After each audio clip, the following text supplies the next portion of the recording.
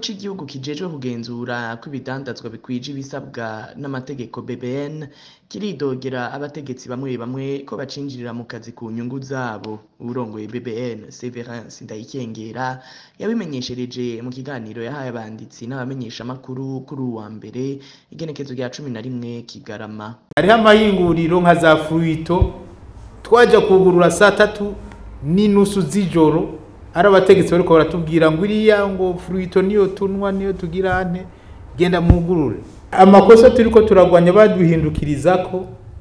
Mu ndwi iheze mu birori vyo guhimbaza umunsi mpuzamakungu wahariwe umutangakori, umukuru w'igihugu Evariste Ndayishimiye yagirije ikigo BBN gukoresha nkunzi mu gufata ibidandazwa bimwe ibindi bimeze co kimwe bakabireka. BBN irashaka kuvuga ngo ikintu ucinjize vy'urya gusubiza kuvuga ko ari bibi kandi bisa. Hariho tactique ngo ibintu bigume muri po ngo wese urubazo ucuruze nkweze gucuruza niho nzobirekura bisohoke.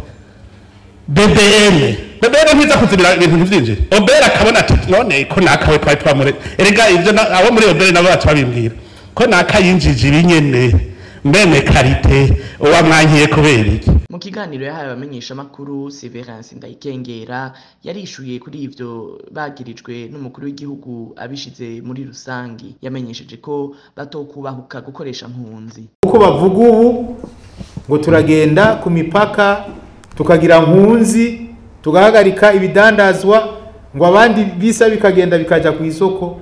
Ivyo gayemwe tobikora gute kandi ari byo tujejwe kugwanya. Rero hajya natwe twarahacafuriye, ariko wanse kuvugwa yaheze mu nda ya nyina. Yuri kurakora ikintu ubona yuko kizovamwe neza, abantu bareke bavuge nta na kimwe ukagira ngo baba bagutwaye ubuntu canke iki ni bisanzwe.